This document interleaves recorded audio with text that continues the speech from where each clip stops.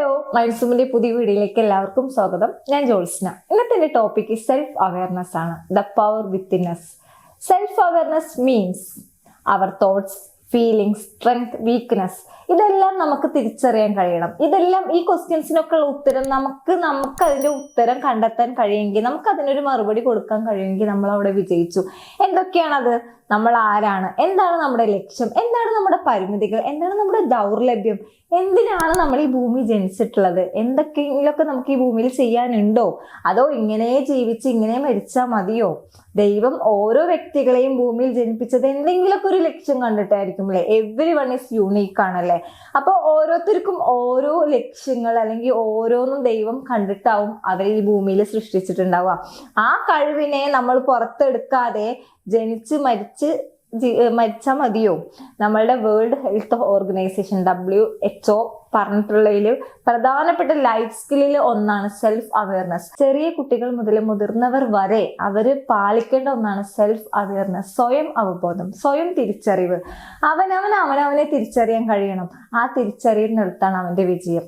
അപ്പൊ self awareness എന്ന് പറയുന്നത് ഒരു കണ്ണാടി പോലെയാണ്. പുറം ലോകം നമ്മളെ കാണുന്നത് പോലെയല്ല, അല്ലെങ്കിൽ നമ്മൾ പുറം ലോകത്തെ കാണുന്നത് പോലെയല്ല. നമ്മളുടെ ഉള്ളിലെ നമ്മൾ തിരിച്ചറിയുന്നിടത്താണ് അതിന്റെ യാഥാർത്ഥ്യം അല്ലെങ്കിൽ ആ സത്യം ഇരിക്കുന്നത്.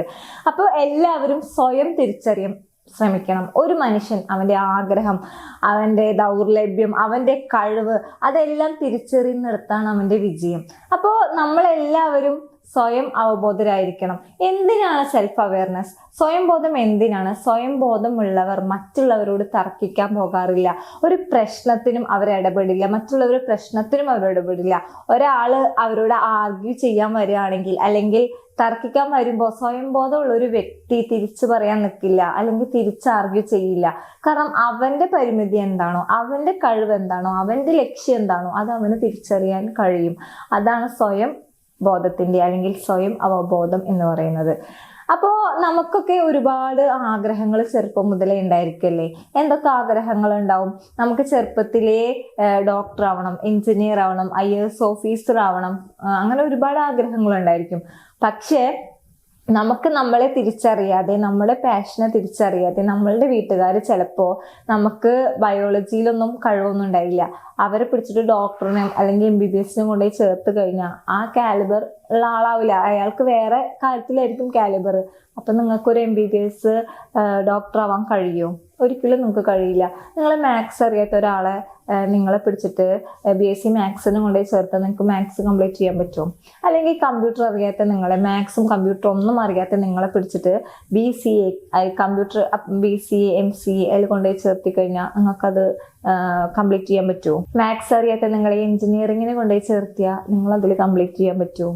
ഒരിക്കലും നമുക്കത് കംപ്ലീറ്റ് ചെയ്യാൻ പറ്റില്ല. കാരണം ഓരോരുത്തർക്ക് അവനവനെ കുറിച്ചിട്ടൊരു ബോധം, അവയർനെസ് വേണം, തിരിച്ചറിവ് വേണം. അപ്പോൾ സെൽഫ് അവയർനെസ് എന്താണ്? നമ്മുടെ സെൽഫ് കോൺഫിഡൻസ്, നമ്മുടെ ആത്മവിശ്വാസം, നമ്മുടെ സെൽഫ് എസ്റ്റീം, നമ്മുടെ സെൽഫ് ഇവാലുവേഷൻ, നമ്മുടെ സെൽഫ് ലവ്, ഇതെല്ലാം കൂടി ചേർന്നതാണ് സെൽഫ് അവയർനെസ് എന്ന് പറയുന്നത്. സ്വയം ബോധം. സ്വയം ബോധത്തിൽ ഇതെല്ലാം ഉണ്ട്. അപ്പൊ എന്തൊക്കെയാണ് നമ്മൾ സെൽഫ് അവയർനെസ് ഡെവലപ്പ് ചെയ്യാൻ ചെയ്യേണ്ടത്? സെൽഫ് അവയർനെസ് ഡെവലപ്പ് ചെയ്യാൻ നമ്മൾ ആദ്യം ചെയ്യേണ്ടത് സെൽഫ് ഇവാലുവേഷൻ ആണ്. നിങ്ങളെ വിലയിരുത്തണം. നിങ്ങൾക്ക് എന്തൊക്കെ പോരായ്മകളുണ്ടോ, നിങ്ങൾക്ക് എന്തൊക്കെ നല്ല കാര്യങ്ങളുണ്ടോ, നിങ്ങൾക്ക് എന്തൊക്കെ കഴിവുണ്ടോ, അത് നിങ്ങൾ ആദ്യം തിരിച്ചറിയണം. പോരായ്മകൾ എവിടെയുണ്ടോ അത് നിങ്ങൾക്ക് തിരിച്ചറിയുന്നിടത്ത് നിങ്ങൾക്ക് അത് തിരുത്താൻ സാധിക്കും. അതാണ് സെൽഫ് ഇവാലുവേഷൻ എന്ന് പറയുന്നത്. രണ്ടാമത്തെ ഒരു കാര്യം, പോസിറ്റീവ് ഫീഡ്ബാക്ക്. നിങ്ങൾക്ക് ഇഷ്ടപ്പെടുന്ന പോസിറ്റീവ് ഫ്രണ്ട്സിന്റെ കയ്യിൽ നിന്ന് വാങ്ങുക, പോസിറ്റീവ് പീപ്പിൾസിന്റെ കയ്യിൽ നിന്ന് വാങ്ങുക. അതിനു വേണ്ടി നമ്മൾ ആദ്യം ചെയ്യേണ്ടത് നെഗറ്റീവ് ആയിട്ടുള്ള പീപ്പിൾസിനെ നിങ്ങൾ കൂട്ടുകൂടാതെയോ അവരോട് നിങ്ങളുടെ കാര്യങ്ങൾ ഷെയർ ചെയ്യാതെയോ ഇരിക്കണം. അങ്ങനെ ഷെയർ ചെയ്യാതിരിക്കുന്ന സമയത്ത് നിങ്ങൾക്ക് പോസിറ്റീവ് ഫീഡ്ബാക്ക് കിട്ടും. അപ്പോൾ പോസിറ്റീവ് ആയിട്ടുള്ള ഫ്രണ്ട്സ് നല്ല കാര്യങ്ങൾ പറഞ്ഞു വരുമ്പോൾ അത് നിങ്ങളെ ലൈഫിൽ ഫോളോ ചെയ്യണം. പിന്നത്തെ ഒരു പോയിന്റ് എന്ന് പറയുന്നത്, നിങ്ങൾ മെഡിറ്റേഷൻ ചെയ്യുക. അത് നിങ്ങളുടെ മനസ്സിനും ഒരു ഉണർവ് കിട്ടും. നിങ്ങൾക്ക് പോസിറ്റീവായിട്ട് എല്ലാ കാര്യങ്ങളും ചെയ്യാൻ പറ്റും. നിങ്ങൾക്ക് ലൈഫിൽ സക്സസ് ആവാൻ പറ്റും.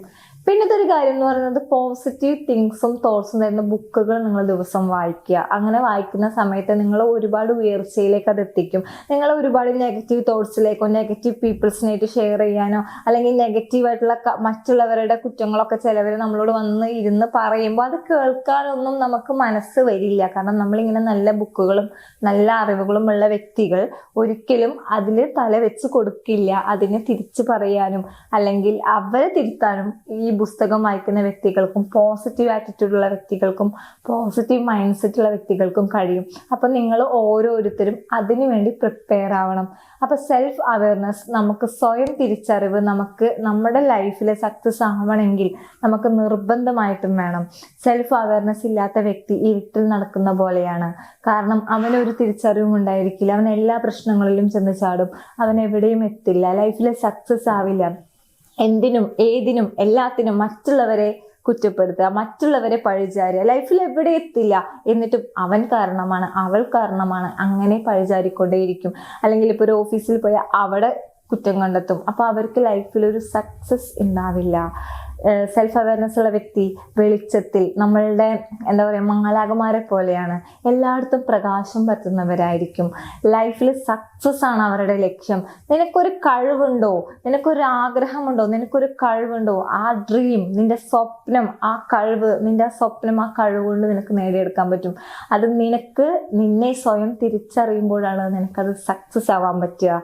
നിങ്ങൾക്ക് ദേഷ്യം വരുന്ന സമയത്ത് നിങ്ങൾക്ക് സെൽഫ് അവയർനെസ് ഉള്ള ഒരു വ്യക്തിയാണെങ്കിൽ നിങ്ങൾക്ക് അവിടെ നിങ്ങളെ കൺട്രോൾ ചെയ്യാൻ പറ്റും. അപ്പോൾ സെൽഫ് അവയർനെസ് എന്ന് പറഞ്ഞാൽ എന്താണ്? സ്വയം ബോധം അല്ലെങ്കിൽ സ്വയം അവബോധം എന്ന് പറയുന്നത് എന്താണ്?